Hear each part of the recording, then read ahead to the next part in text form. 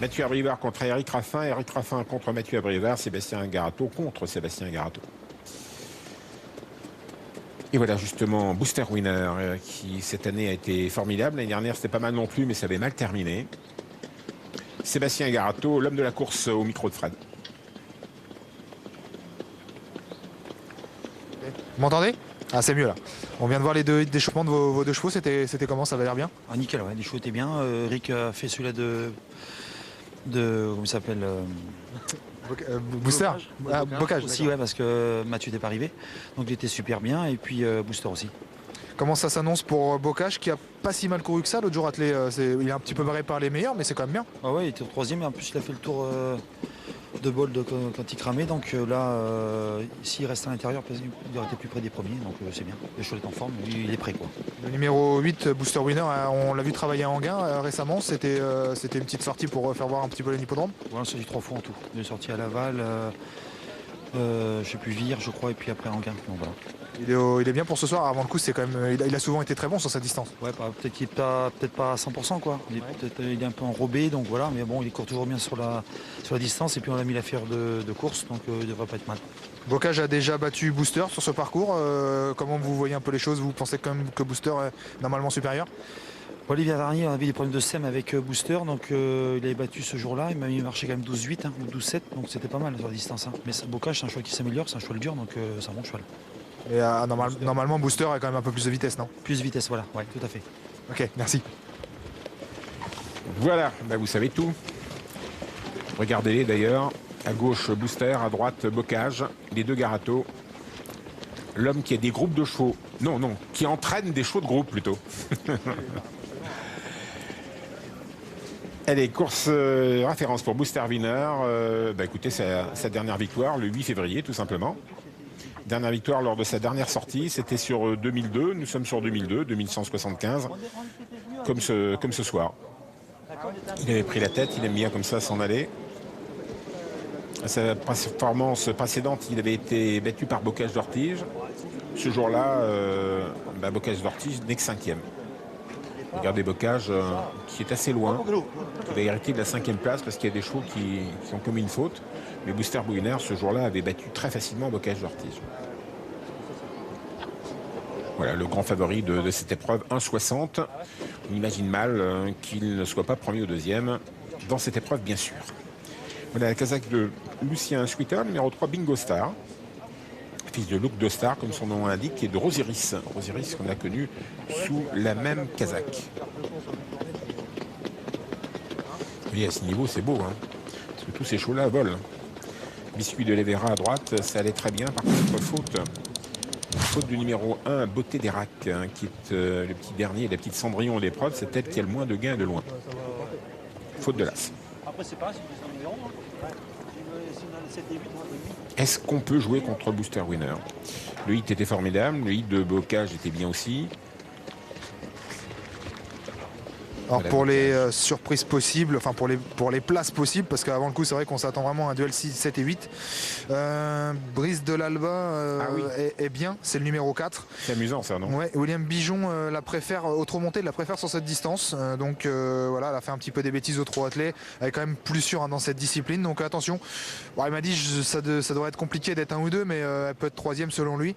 Et en ce qui concerne l'autre Bijon, mais le Jean-Luc cette fois, le numéro 5, Biscuit de la Vérin, Clément Fressel va viser également une 3-4e place. Il aurait préféré une distance plus longue. Il pense que sur cette distance-là, il va quand même être pris de vitesse et en bas de la descente, peut-être un peu loin. Mais attention parce que c'est un cheval de train, il est capable de revenir, donc, mais plus pour les places. Bon, mais regardons Brice de là-bas, parce que je l'ai pris quand même de temps en temps en note. Elle a plutôt été malheureuse cet hiver. Et une 3e place, c'est vraiment très très possible. Regardez-la actuellement. Comment vous la trouvez? Elle est pas mal du tout. Hein. Elle est pas mal, hein. Elle a l'air vraiment allante, pimpante. Non, parce que même à l'attelé, dans de très gros lots, bon, ça s'est mal passé. Elle aurait pu tout aussi bien prendre de belles places. Donc ça peut être amusant. L'outsider pour la 3e place, peut-être même pour une 2e place, car quand on peut être 3e, on peut être second également. Brice de l'Alba, numéro 4, on est d'accord. Biscuit de la Vera, bon, oui, peut-être aussi. Mais comme on est content de la distance pour le 4 et moins content pour le 5, on prendra pour la 3e place le 4. Dans ces courses de groupe, on peut imaginer qu'on puisse toucher peut-être un trio en 3, 8-4-7 ou 8-7-4. Hein. Par contre, Biscuit de la Vera est très très bien présenté, hein, il est beau. Départ dans quelques instants. Voilà. Matt Lassier, bonjour, parce que vous savez qu'il y a des personnes qui aiment bien jouer très très gros sur des chevaux placés, en particulier quand ce sont de grandissimes favoris. Évidemment, bon, il faut toucher presque à tous les coups, hein, parce que ça fait un 10, un 20, un 30 maximum. Mais on met des valises et on touche bien sûr beaucoup plus qu'à la caisse d'épargne. Au bout d'un an, on touche beaucoup plus en 3 minutes. Mais il ne faut pas qu'il y ait de hic durant le parcours. Il ne faut pas que ce soit Bold Eagle quand il n'est pas bien. Voilà le numéro 6, Best of Jet, actuellement à l'écran avec François Lagadoc. Et Booster Winner à droite, le grandissime favori de cette épreuve, cheval très bouillant qui devrait apprécier quand même ce parcours. Est-ce qu'on va aller tout de suite en tête? Peut-être pas, avec ce fils de Love You. Voilà, Biscuit de la Vera qu'on met un peu sur le gaz, parce qu'on a envie qu'il soit dans le coup tout de suite.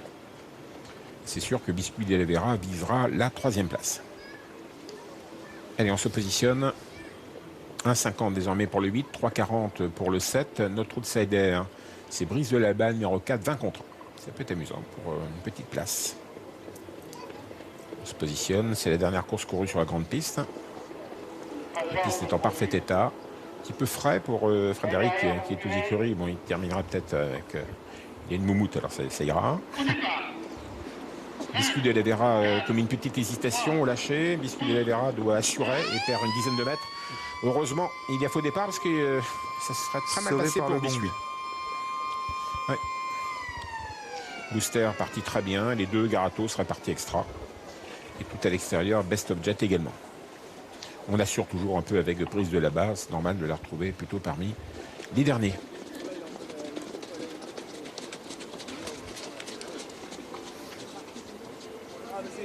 Là, ils sont nerveux, mais Regardez Booster, est-ce que ça l'a vraiment énervé? Faux départ. Faux départ pour le numéro 2, Blue Indigo. Faux départ pour le 2, donc il devra partir derrière un adversaire. Voilà, si vous étiez sur le dos d'un cheval pour aller au départ, c'est ce que je vous souhaite un jour en tant qu'amateur ou un de vos enfants ou petits-enfants en tant que professionnel. C'est ce que vous verriez quand vous allez au départ. Ça, c'est si vous êtes dans l'aire de départ et vous regardez le public. Et voilà Eric Raffin. Non, ça c'est Mathieu Abrivard. C'est un garde. Il ne faudrait pas qu'il y ait plusieurs faux départs pour Booster parce qu'il monte assez vite en pression déjà en course. Mais ça ne devrait pas être perturbant. Pour l'instant, ça se passe plutôt pas mal. Hein. Ouais. Parce qu'il est quand même plutôt brillant, quoi. Il est plutôt chaud, quoi. Ouais, c'est un cheval assez brillant, ouais. William Bijon est d'ailleurs dans les aires de départ également avec Brise de l'Alba le 4. Ouais. Ça, c'est vraiment amusant pour une place. Peut-être même pour une 2e place, si jamais arrivé à un malheur à l'un des deux autres. Voilà, on se positionne. Alors, Biscuit de la Vera, Casac Rouge, Stock Vert, tout à l'heure était au galop, avait du mal à s'élancer. Parce que, oh là, de nouveau la tête de travers. Biscuit de la Vera ne va pas partir très bien, mais mieux que tout à l'heure quand même. Allez, on est parti avec Booster Winner au centre de la piste qui n'a pas loupé son départ avec Bocage d'Ortige, on vient le long d'accord. En compagnie également numéro 2, Blue Indigo, le long d'accord également. Tout près se retrouve l'As Beauté des Racs, la petite Cendrillon de l'épreuve, le numéro 1 qui a le moins de gains de l'épreuve et qui prend la tête. Elle a du culot. Le numéro 6, Best of Jet, progresse tout à l'extérieur. On est au dernier rang avec Big Note Star, numéro 3. On a assuré les premiers mètres avec Brise de l'Alba qui est avant-dernière. Pleine descente. Sous la conduite de Booster Winner qui accélère tout à l'extérieur. Il est toujours assez bouillant, hein, Booster Winner. Il est très très bon mais bouillant. En 2e position, l'As Beauté des Racs. À quelques longueurs, nous retrouvons le numéro 2, Blue Indigo. À l'extérieur, c'est Best of Jet qui couvre dans quelques instants Bocage d'Ortige. Bocage d'Ortige en position de contre et Booster Winner devant. Ce sont les deux Garato. Faute de l'As Beauté des Racs. C'est fini pour l'As. Biscuit de la Vera, ça se passe mieux que lors d'un premier faux départ. Brise de l'Alba attend avec du gaz. Booster Winner seul face à son destin.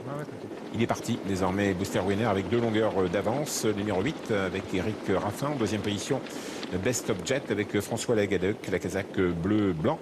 À l'extérieur, Bocage d'Ortige doit progresser un peu nez au vent avec Mathieu Abrivard et vient se positionner. Biscuit de la Vera dans son dos et Brise de l'Alba suit très bien en dedans. On a toujours le numéro 2, Blue Indigo. 3e, c'est la casaque verte. Booster Winner à 1000 mètres de l'arrivée, toujours au commandement, sans trop d'inquiétude pour l'instant. En deuxième position, Best of Jet, qui n'est absolument pas lancé. François Lagadoc suit le leader. Il n'a pas du tout envie de l'inquiéter. Pour l'instant, le leader, il le suit. Il espère pouvoir le suivre longtemps. À l'extérieur, c'est Bocage d'Ortige qui est troisième. Aux côtés également de Blue Indigo et Brice de l'Alba qui bute sur les autres en cinquième position, un peu enfermé en dedans, mais avec du gaz. On attaque le dernier tournant avec Booster Winner, tout va bien pour Eric Raffin. En deuxième position, François Lagadoc avec Best of Jet. Et voilà l'attaque de Biscuit de la Vera. Les deux bijoux se rapprochent à l'extérieur. Brice de l'Alba est bien emmené, mais pendant ce temps, Bocage d'Ortige passe à la contre-attaque. Les deux Garato vont se retrouver premier et deuxième à l'entrée droite dans quelques instants. Est-ce que ça va être une nouvelle fois une course pour Sébastien Garato? On l'attendait, ce jumelé Garato. Pour l'instant, il se prépare. Le numéro 8, Booster Winner, toujours en tête, mais Best of Jet est courageux en dedans et résiste à Bocage d'Ortige. Brice de l'Alba vient en quatrième position. La phase finale, Booster Winner de bout en bout. En deuxième position, Best of Jet. La troisième place pour Bocage d'Ortige, attaqué par Brice de l'Alba et Biscuit de la Vera. Booster Winner va l'emporter très facilement. Best of Jet va causer la surprise en prenant la deuxième place. Bocage d'Ortige va résister pour la troisième peut-être, mais Biscuit de la Vera finit mieux. C'est même Biscuit de la Vera qui, sur le poteau, a peut-être eu le temps de prendre la troisième place. Victoire de Booster Winner de bout en bout. Superbe victoire de Booster Winner, le numéro 8. 8, 6 et 5, c'est l'arrivée provisoire de cette deuxième épreuve. Vraiment une victoire comme à la parade de Booster Winner, peut-être l'une de ses plus belles parce que vraiment le style était là. Le cheval s'est imposé très facilement sans avoir eu les œillères à descendre. C'était magnifique. Très belle deuxième place de Best of Jets, le numéro 6, égal à lui-même. Il répond toujours présent, c'est vraiment un très bon cheval. Et la troisième place pour le très bon finisseur Biscuit de la Vera, un peu pris de vitesse comme l'avait dit Clément Fressel.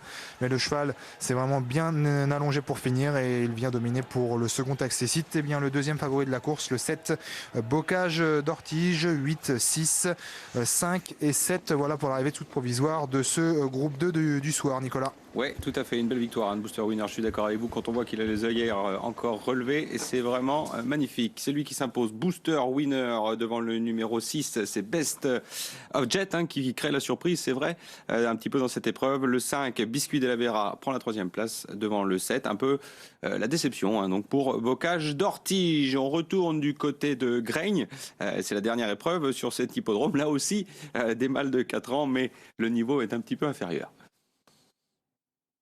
Rien à voir, bien sûr, hein, avec des chevaux qui sont en dessous de la barre des 25 000 euros de gains.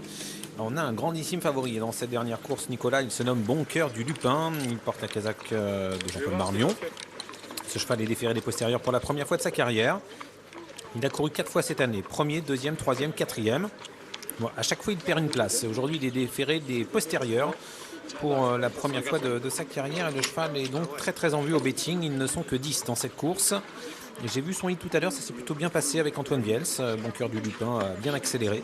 Alors, regardons ses lignes récentes. Il vient terminer quatrième et bien derrière Brindy. Brindy qui tout à l'heure s'est imposé brillamment avec Gaëtan Ligeron. Donc la ligne est très intéressante pour Bon Cœur du Lupin qui va essayer de renouer avec la victoire aujourd'hui. Face à lui, des chevaux de qualité, notamment Berry de Bercy, qui n'est pas déféré aujourd'hui. Il y a également Baccarat-TJ, Bankskibit, Benoît Royal. Bref, on a des chevaux intéressants. Antoine Vietz, tout de suite au micro d'Anthony. Antoine, votre cheval est à 1,80. Les parieurs le jugent un peu au-dessus du lot. Est-ce que vous partagez cet avis? Non, il n'est pas au-dessus du lot du tout. Non, il a une chance, mais il faut que ça se passe bien. Il faut que ça se passe bien, il faut qu'il ait le bon parcours. Après, c'est pas un coup sûr. Hein. Il est dans sa catégorie. Et dans sa catégorie, vous essayez de lui donner le petit plus, justement, le déférent des postérieurs pour la première fois? Ouais, voilà. Hein, ça va peut-être l'améliorer, on verra bien. L'autre coup, il était quatrième, il courait bien dans un bon lot. Donc, non, s'il a le bon parcours, il va être à l'arrivée, mais il n'y a aucune marge. Merci. C'est important ce qu'il nous dit, Anthony. Bien sûr, Antoine Bielsin, parce qu'un grand favori comme ça, qui n'a pas de marge, il faut que ça se passe bien. C'est pas pour nous plaire. Hein. 9 pour 10, c'est quand même pas cher payé. Hein. Tout de suite, bien sa course de référence. Allez, on va aller voir sur l'hippodrome de Laval. Vous allez voir que ce jour-là, il s'est bien défendu. Alors, dans la course où Brindy, qui s'est imposé tout à l'heure, contrôlait l'épreuve et a été dominé pour finir, et qui faisait une grande rentrée. Alors, regardez le cheval de Jean-Paul Marmion, qui est dominé pour la victoire par Birmano Bello, son compagnon de boxe. Vous le voyez en retrait avec la toque blanche. Hein. Et vous voyez qu'il est quand même sollicité. Il aurait été 5e en fait, parce que le 4e a eu des soucis d'allure et il a hérité de cette 4e place. Donc son comportement avait été assez bon. Bon, il y a un petit plus aujourd'hui, c'est qu'il est déféré des postérieurs, mais on sent bien effectivement qu'il n'a pas une marge énorme ce cheval, donc c'est vrai que ça se passe bien. La ligne tout de même plaide complètement en sa faveur parce que Birmano Bello a gagné à Lyon et depuis s'est placé à Enghien. Bonne aventure, bon, on l'a vu tout à l'heure, bon, ça s'est mal passé à Vincennes, mais c'est une bonne jument qui depuis a gagné à Caen. Et Brindy vient de gagner ici même. Donc on a quand même affaire ici à une candidature qui est tout à fait intéressante. Voilà numéro 2, Beau de Grimou. Beau de Grimou qui a gagné 3 fois pour débuter. 2 victoires attelées, 1 victoire montée. Alors je me souviens qu'avant sa dernière sortie à Caen, Alexis avait eu des informations au sujet de ce cheval et il nous disait Francard, je ne suis pas très chaud pour les premières places. Je pense qu'il est un petit peu barré pour les premières places. C'est un cheval qui est un petit peu limité. Alors on va voir ce que ça donne. Tout de suite Cédric Mégissier pour Berry de Bercy qui n'est pas déféré aujourd'hui. Oui, pour quelle raison Cédric il n'est pas déféré aujourd'hui? Parce qu'on ne peut pas le déférer à chaque fois, mais bon, il est en ferrure de course. Comment vous avez jugé sa prestation à Caen? Le cheval courait pas si mal, il n'y avait pas trop de train dans le parcours, c'est plus un cheval de train. Mais il faisait un bon dernier kilomètre. Vous l'avez castré par le passé parce qu'il était bouillant, pour quelle raison? Ouais, c'est un cheval un petit peu bouillant. Vous pensez qu'il va bien s'adapter au profil de Graigne parce que c'est un peu différent de Caen? Ah oui, c'est sûr que c'est pas un vrai gaucher en plus, mais bon, on n'est pas très loin, on vient quand même. Merci. Et en même temps, il a gagné à Cherbourg, donc il tourne à peu près correctement à gauche. Mais quand il avait gagné à Cherbourg, il était déféré des 4 pieds pour la première fois. La fois suivante, ferré des postérieurs, déféré des antérieurs, 7e. On a entendu les propos et les impressions de Cédric. C'était pas si mal. Maintenant, vous voyez que le cheval est quand même un peu abandonné à 15 €. Gérald Blandin va nous parler du numéro 5, Birdie Lignery. Gérald, on va évoquer avec vous Birdie Lignery à Cherbourg. Comment vous avez jugé sa performance? J'ai été déçu. Parce que dans le dernier tournant, je pensais avoir au moins assuré la 3e place. C'est un cheval qui nous donne beaucoup de mal à le tourner en ce moment, que ce soit à droite ou à gauche. Voilà, même si on s'est imposé à Graigne fin d'année. Voilà, la dernière fois à Cherbourg, j'étais déçu. Là, le cheval paraît bien. À la maison, on a les mêmes symptômes, on a toujours du mal à tourner. Mais dans sa tête, le cheval est pas mal, dans ses jambes, non. Mais il reste ferré, est-ce que c'est inquiétant? Non, on n'est pas ferré lourd. Pour ferré lourd, ça va pas le déranger. Et puis la piste, ils l'ont ressablée un petit peu granuleuse, donc voilà, déferré n'aurait pas été non plus un avantage aujourd'hui. Concernant le numéro 9, Benoît Royal, est-ce qu'on peut dire qu'il était prometteur entre guillemets en 2014? Oui, mais il a eu des parcours à son avantage. C'est un cheval plutôt courte distance corde à droite. Aujourd'hui, c'est un 2007 corde à gauche. On n'a rien pour nous. Le cheval a montré de belles choses début d'année. Voilà, là, faut lui laisser le temps de revenir, de retrouver des belles courses sur des pistes qui lui conviennent. Un engagement à venir dans les prochaines semaines de tête à droite? Non, pas à ma connaissance. C'est mon père qui gère ça. Aucune idée. Merci. Allez, on suit Birdie Lignery qui a gagné sur cette piste l'an dernier.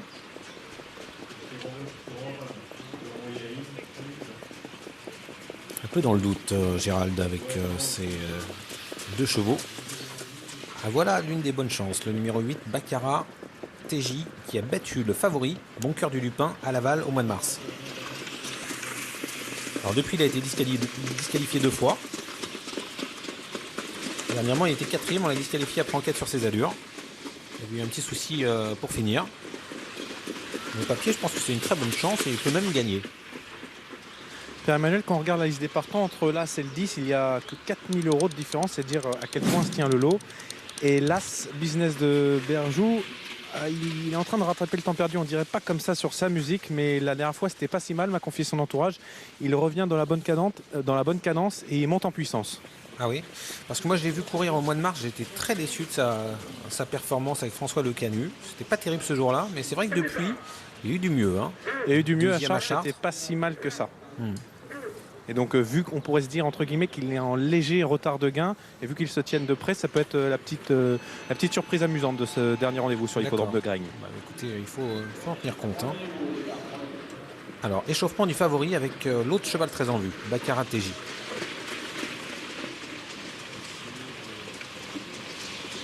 Oula. Le favori au galop.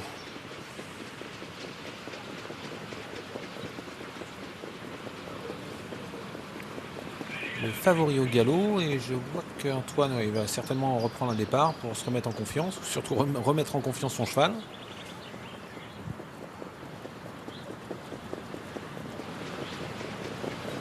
Embêtant ce moment-là qu'on a vu. Voilà le numéro 4, Blushing. Alors Blushing il reste sur plein de bonnes performances. Il a gagné à Mokanchi en battant Brise de Mai-Martin. Il a gagné à Vire. Il vient de terminer deuxième à l'Oudéac sur l'herbe. C'est en pleine réussite le cheval de Thierry Gaucher. Et il a retrouvé la plénitude de ses moyens. C'est un cheval qui a été opéré l'an passé du voile du palais. C'est pour cette raison qu'il avait du mal à finir ses parcours et parfois qu'il était pris de vitesse. C'est plus le cas. Il a rattrapé son retard de gain. Donc maintenant, il est dans sa catégorie et il faut désormais patienter avec lui. C'est comme ça qu'il a drivé lorsqu'il avait gagné à Vire et à Mokanchi, Thierry. Voilà, Beau de Grimou. Bon, c'est sûr que la musique attire un premier disqualifié, quatrième disqualifié, mais je me souviens vraiment d'un Francan pas forcément très chaud la dernière fois. Est-ce que le lot était trop relevé pour lui ce jour-là? C'est possible.